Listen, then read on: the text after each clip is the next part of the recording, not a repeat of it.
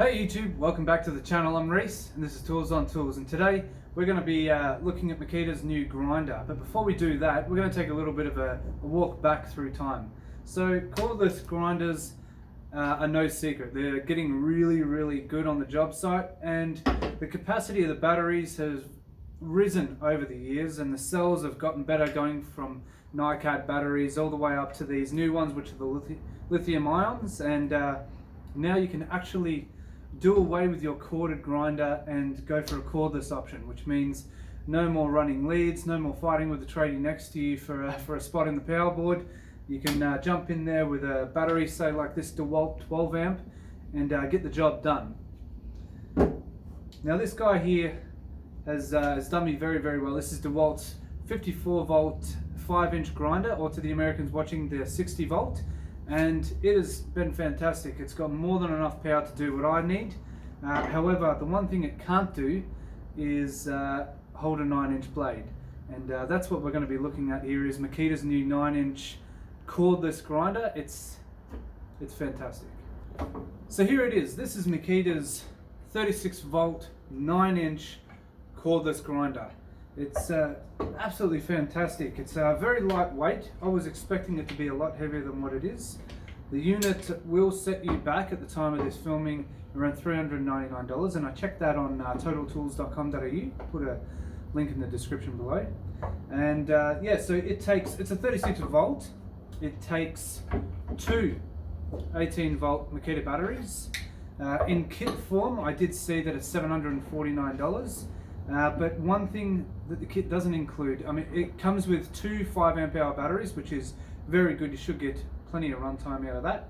But as a redundancy, if you're not invested in Makita tools and you don't have extra batteries laying around in your toolbox, you will need to invest in another two if you're going to be using this like you would a corded grinder. So an extra two batteries at $139 each. That's going to net you $278 all up for two 5 amp hour batteries. They do make 6 amp hour batteries, but the price for them is, in comparison to the 5, is probably too much for the extra 1 amp hour. So this guy here, it does have a 9-inch capacity, which is exactly what I wanted. I have had a corded 9-inch grinder for ages, and it's done the job very well, but I'm finding the longer I work on a job site, the more I find myself looking towards the cordless options. And this is something a little bit left wing. Most of the people that use the 9-inch grinders would find that you would only use it for a few little jobs here and there, and it's not worth going to an expensive cordless option.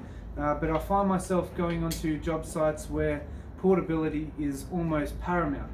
So having found this at Total Tools, the 9-inch grinder, I'm very happy with the purchase, and hopefully in the future I'll have a few videos to show exactly how well it's going, a bit of a future update. Now things I like about the grinder. One, the paddle switch here is very good. It actually has a very natural feel. Sliding this little flap here forward and pressing down activates the grinder. It's very good to grab. It's not like the older grinders where it's down and you're pulling in. It's actually a slide up, and it's very easy to grab. Another thing I really like is the cage that goes around the batteries here. So these are for heavy duty applications, and occasionally you might drop the unit, and having two batteries at the back exposes them to breaking, and especially maybe breaking off these tabs here. So having the cage is a very good idea. It's a very good touch from Makita.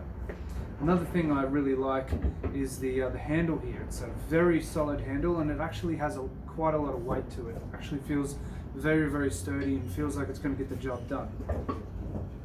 Another thing I really like about this Makita kit is the case. The case is very good. The case has enough room for 4 batteries, 2 on the unit, 2 in the little slot here, and the batteries do have these little grooves that they slot into, which is fantastic. It also has a little storage here that you can fill it up full of angle grinding discs. Again, so it makes it more modular. It has a space right above it for either a dual charger, which comes in the kit form as I explained earlier, $749 with 2 batteries. or separately, due to the case. And it does have a little window here that shows you the orientation of which way the charger unit should go, whether it be a single or a dual. At the back here, it does have a little slot for the guard, whether it be the 9-inch or there is a separate model that is a 7-inch, and you can go on Makita's website to buy the 7-inch guard, or Total Tools or Bunnings, or whichever may be the case.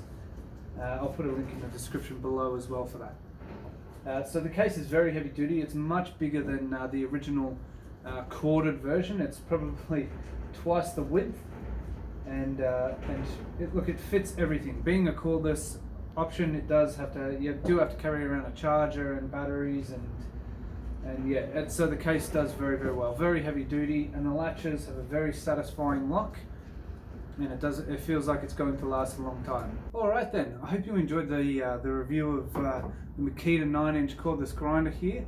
If you like what you see, make sure you smash that subscribe button and hit the bell notification. That way you know exactly when my videos are coming out. And tell me, guys, what would you do if you had the 9-inch grinder? What would be the first job you would use it on? So leave a comment below. Tell me what you think. Tell me your thoughts. Tell me how I can improve the channel, maybe. But for now, this is Reese signing out, and you've just watched Tools on Tools. So have a good night.